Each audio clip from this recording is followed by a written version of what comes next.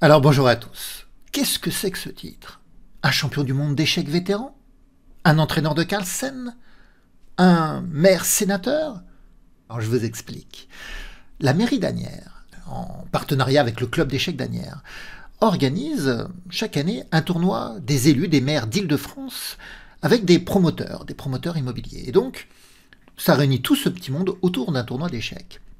Le vainqueur des élus des maires d'Île-de-France, c'est David Ross. Et il va affronter, dans une sorte de demi-finale à 4, parce qu'il y aura également celui qui a fini premier des promoteurs immobiliers, eh bien, ils vont être rejoints par le champion du monde d'échecs vétéran, Anatoly Weisser, qui a gagné déjà 4 fois ce championnat du monde d'échecs vétéran, et Laurent Fraissinet, un des meilleurs joueurs français, un top grand maître, qui est un des entraîneurs de Carlsen, qui est le second dans ses préparations de tournois lors des championnats du monde. Alors, ce que je vous propose, c'est de regarder d'abord la partie qui a opposé David Ross, le maire sénateur, à Anatoly Weisser, le champion du monde d'échecs vétéran. Et puis après, on regardera la finale de celui qui a gagné donc dans cette partie et qui affrontera Laurent Fraissinet. Donc on va regarder ces parties et à la fin de chacune de ces parties, une petite analyse. Allez, on commence. Ils vont jouer en 3 minutes. Vous avez bien entendu? En 3 minutes plus 2 secondes. Ils ont un crédit chacun de 3 minutes pour faire une partie. Et ils arrivent même à terminer les parties. Ce qui est possible, ils arrivent à terminer les parties. Voilà. Donc, on va laisser se concentrer. Ils ont beaucoup besoin de se concentrer. Attention, on donne le top départ, messieurs, la poignée de main. Bon, David, on y croit. On y croit. Noël, c'est bientôt, donc on peut en faire Noël. Il est en face. Il est en face. Il est là-bas. Donc, allez-y, c'est parti.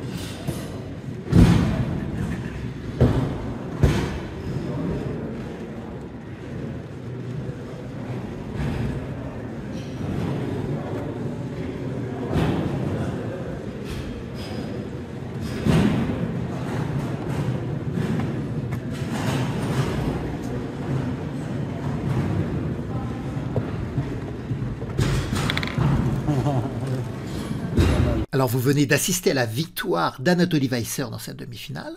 On va comprendre bientôt pourquoi David Ross a abandonné dans cette fin de partie. Mais d'abord, on va revoir la partie rapidement pour regarder les moments critiques de sa partie. Et attention, il y en a certains qui sont intéressants, qui pourraient vous surprendre.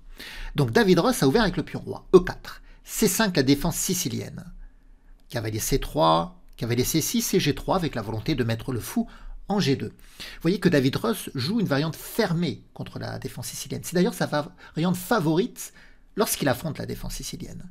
La variante ouverte, ça consiste à sortir le cavalier en F3 et pousser D4, parce que la tension entre le pion D4 et le pion C5 va permettre d'ouvrir les lignes, d'ouvrir les colonnes.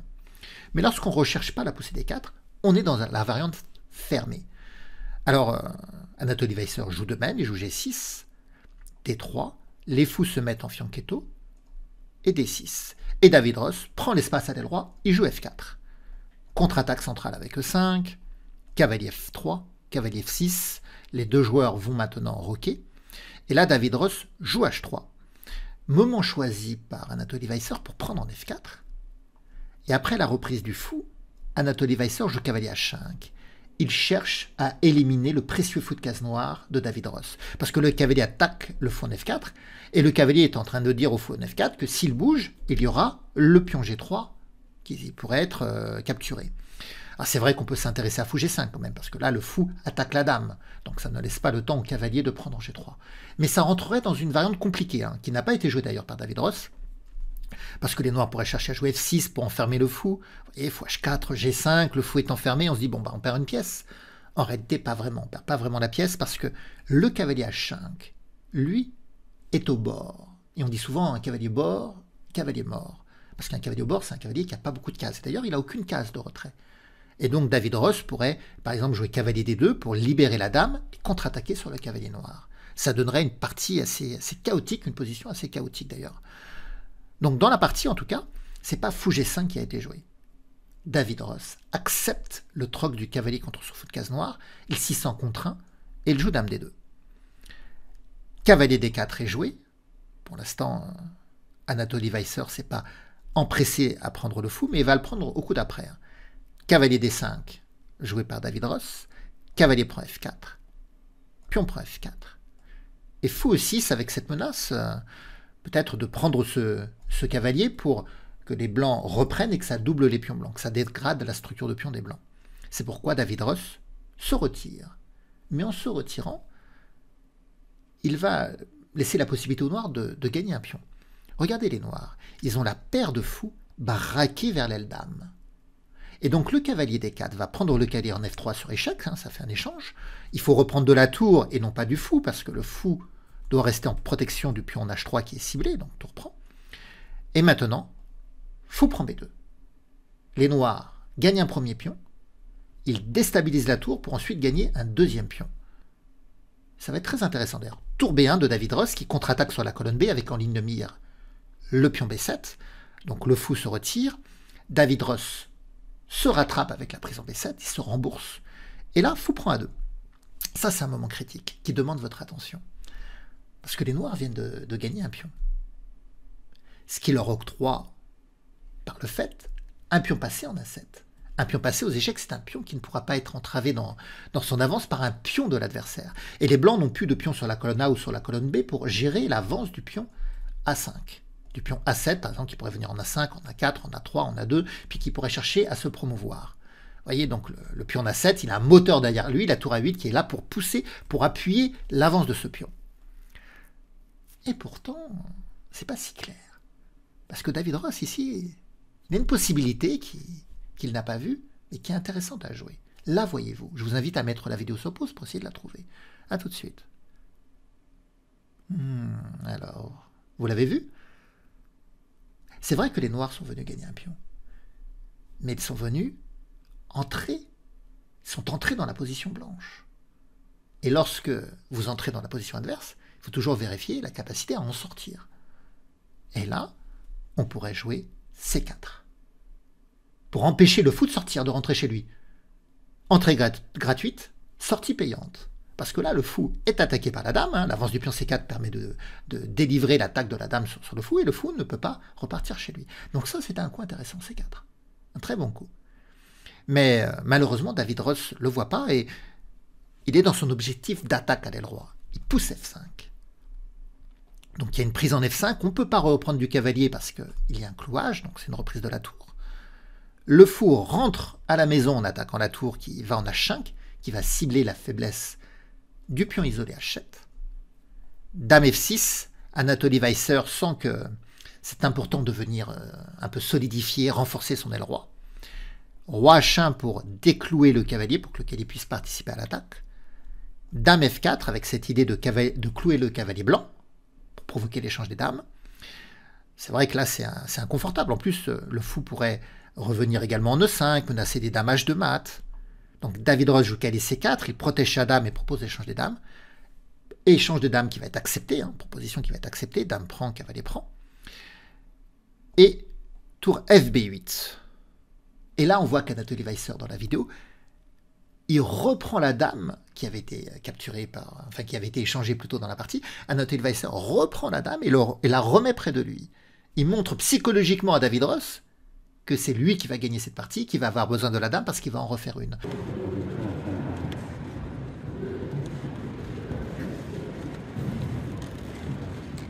En jouant tour FB8, qu'est-ce qu'il est en train de dire Anatoly Weisser?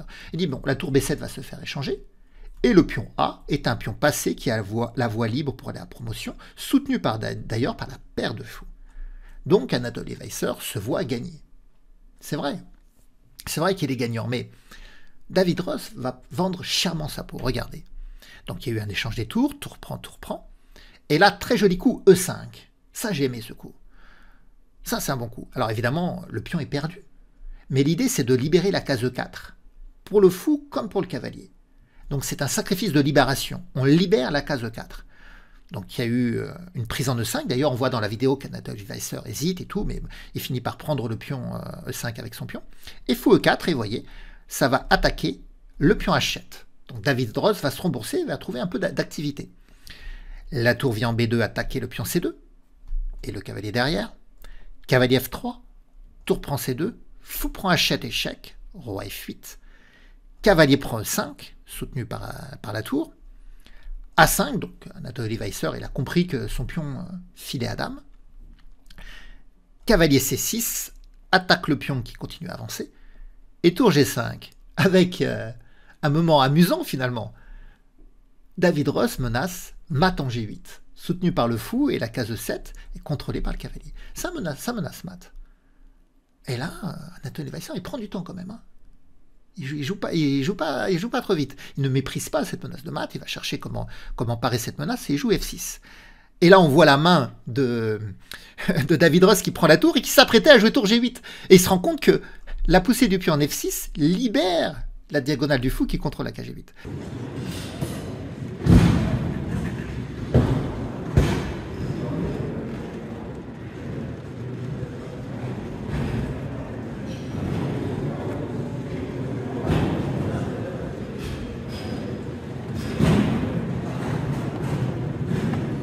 Et donc, dans la panique, il se rend compte qu'il ne peut pas lâcher la tour en G8. Il revient en G2 et il se prend fou D5. Attaque le cavalier, attaque doublement la tour et cloue la tour parce qu'il y a le roi derrière. Et il abandonne. Il abandonne. Il aurait pu quand même ramener son fou en E4 pour intercepter tout ça. Protéger la tour, protéger par rayon X le cavalier. Si le fou prend, bien le fou blanc pourra reprendre. Mais ça ne l'aurait pas sauvé. Les noirs peuvent échanger, gagner, ils peuvent tout simplement échanger le fou, échanger la tour, et continuer l'avance gagnante, victorieuse avec le pion. On pourrait se dire, mais on peut encore contrôler la case 1, on peut jouer cavalier A5, et sur A2, cavalier B3, on contrôle A1. Mais les noirs peuvent déjà avancer le pion, parce que la prise permettrait aux noirs de reprendre du fou et d'avoir une pièce en plus. Mais même mieux, on peut jouer le coup C4, qui déstabilise le cavalier, et si le cavalier vient prendre le fou, bien sûr, il y aura dame. Donc la poursuite de la partie aurait de toute façon été gagnante pour Anatoly Weisser, même si David Ross n'avait pas abandonné. Et maintenant, on sait qu'Anatoly Weisser gagne cette demi-finale, et il va rejoindre Laurent Fraissinet dans la finale. On regarde cette partie, après une petite analyse d'ailleurs. A tout de suite.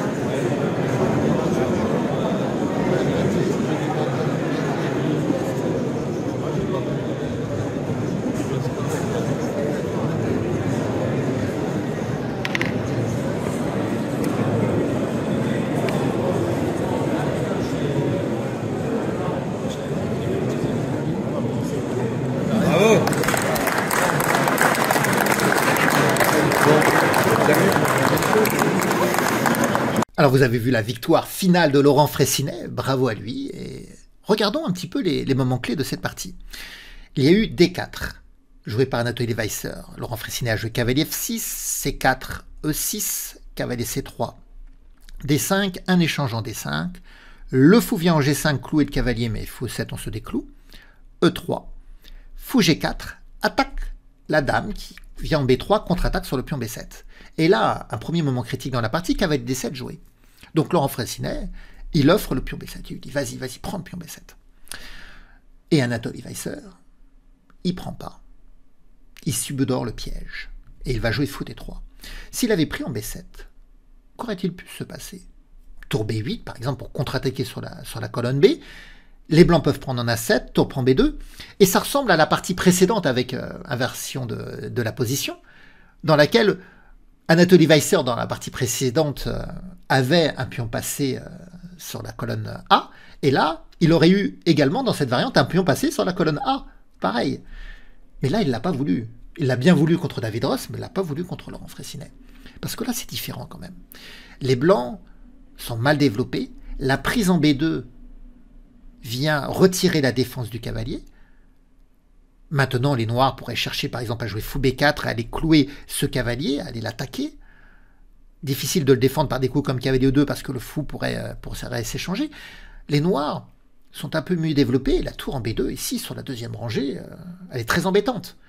D'ailleurs, rappelez-vous dans la partie précédente, quand David Ross rentre sur la 7e rangée avec sa tour, tout de suite, Anatoly Weisser, il avait joué tour FB8 pour contre-attaquer sur la tour et ne pas laisser la tour rester sur la 7e rangée. Mais là, Anatoly Weisser, il ne peut pas se débarrasser de la tour qui est bien placée sur la 2e rangée. Par exemple, il ne peut pas s'en débarrasser avec tour B1. Regardez, c'est assez amusant d'ailleurs. Sur tour B1, il y a l'échange des tours, fou B4 échec, la paire de fous ici cisaille la position du roi blanc. Alors, on n'est pas mat, on peut ramener le cavalier D2, mais on aurait cette attaque avec cavalier E4, attaque doublement le cavalier, attaque doublement le fou, et si le fou prend la dame, fou prend cavalier D2 et échec et mat. C'est assez pictural, c'est assez joli. Donc c'est pour ça que dans la position, après cavalier D7, eh bien, Anatoly Weisser, il ne veut pas de cette position, d'aller prendre le pion B7, de se faire contre-attaquer, d'accepter une tour noire qui transperce son jeu sur la 2e rangée. Donc, il va jouer plus calmement. Il va jouer fou D3. Il se développe. Petit roc, il repousse le fou par F3, il joue cavalier E2, et là, C5, transformation de structure de pion. Cette poussée n'est pas anodine. Parce que l'échange de ces deux pions va totalement modifier la structure de pion. Regardez, prise en C5, cavalier prend C5, la dame est attaquée et le fou, donc elle recule en C2. Ça attaque H7, hein, les blancs s'apprêtent à prendre 2 cavaliers pour gagner le pion H7, c'est pour ça qu'il y a H6. Le fou recule en H4.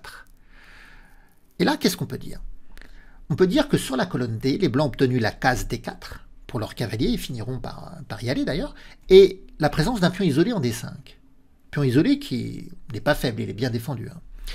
Et les noirs, sur leur colonne semi-verte E, il y a en cible un pion arriéré en E3.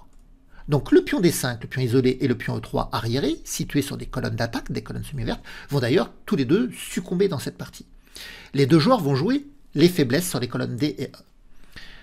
Cavalier d'F7 a été joué avec l'attaque du fou, un échange. Anatoly Weisser se place en D4, hein, on en avait parlé de cette case-là, de la case centralisée de D4. Dame H4 échec, joué par Laurent Fraissinet pour provoquer l'avance du pion G3, pour affaiblir un peu la structure de pion des blancs, en tout cas essayer de la compromettre. Il vient en G5, il attaque E3, donc F4.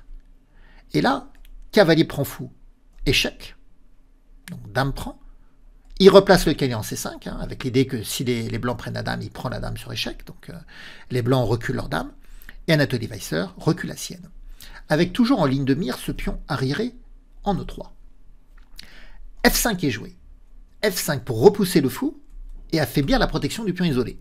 Fou D7. Et là, Anatoly Weisser, il roque. Il ne prend pas le pion D5 tout de suite, à cause de dame E5, qui attaque le cavalier, qui attaque doublement aussi le pion en F5.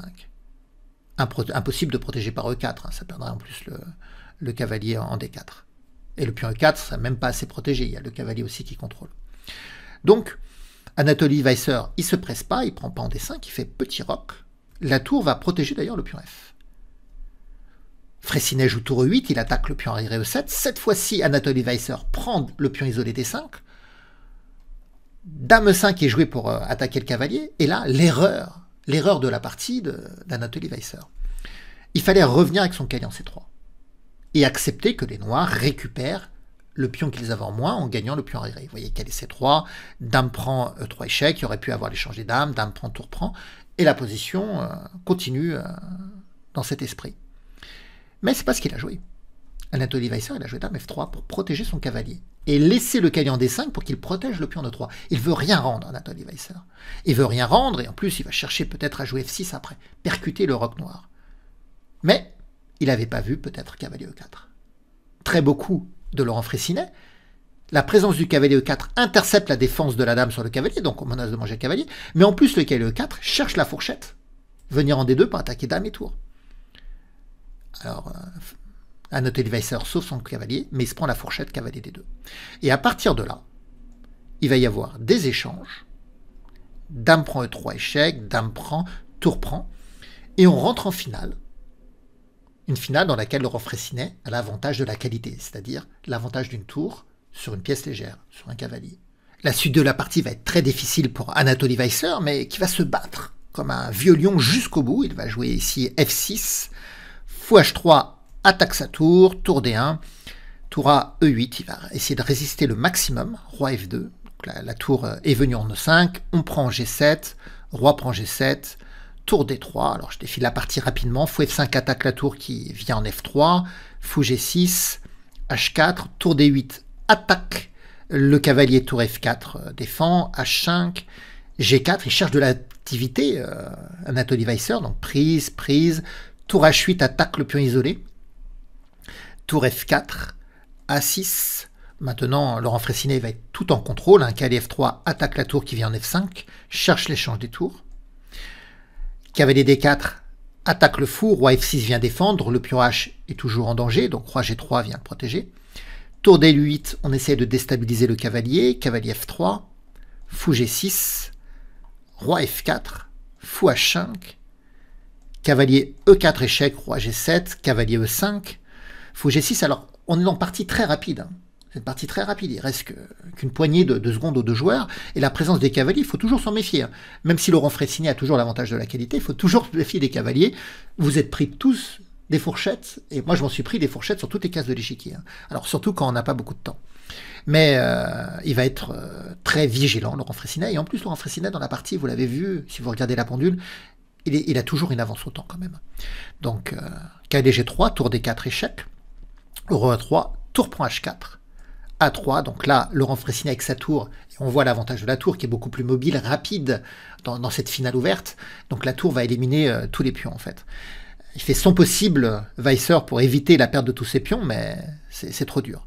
Donc tour A2, on attaque le pion A3, cavalier C4, on vient le défendre, mais B5, cavalier A5, tour prend A3 échec, roi F4 pour protéger le cavalier. Tour attaque le pion B4 qui est cloué, cavalier C6 vient le défendre, A5. Avec l'idée que le pion ne peut pas prendre à cause du clouage, et si le cavalier prend, on fait tour prend B4 échec. Donc A5 est joué. Là, Anatoly Weiser est dans la panique, il lui reste que quelques secondes, la finale est de toute façon perdante, il fait trébucher son roi, bon, il le replace en E5, prise en B4, il joue cavalier E2, mais Laurent Fraissinet lui montre la pendule, il fait remarquer à Anatoly Weiser qu'il n'a plus de temps, Anatoly Weiser, et donc quand on n'a plus de temps, on a perdu. Mais de toute façon, quand on regarde cette finale, on sait que même avec du temps, il aurait quand même perdu. Donc félicitations vraiment à Laurent Fraissinet pour sa victoire. À noter que j'ai été également dans la salle, présent dans la salle, et j'ai également reçu un prix. Le voici. Alors, je ne sais pas si vous allez le voir, parce que c'est en vert, donc c'est un peu transparent. Alors pourquoi j'ai reçu ce prix? C'est que lors de la qualification de David Ross, pour cette demi-finale, en réalité David Ross, il n'était pas seul. C'était un tournoi en binôme, c'est-à-dire que chaque maire d'Île-de-France avait, ou chaque élu d'Île-de-France pouvait avoir un membre de la collectivité de la ville qui jouait avec lui. C'était des équipes de 2 contre 2 en fait, il y avait des doubles matchs. Et donc j'ai accompagné la victoire de David Ross. Et enfin les grands gagnants. Alors, overall, les grands gagnants, là, les plus forts, c'est pas une surprise, hein, ils sont très très forts. J'appelle l'équipe d'Orsay. Voilà. Eh bien, j'espère que vous avez pris du plaisir. Et puis, vous pouvez me laisser des pouces, des commentaires, soutenir la vidéo, en la partageant par exemple, me soutenir. Et on se retrouvera bientôt pour de nouvelles aventures. Au revoir à tous!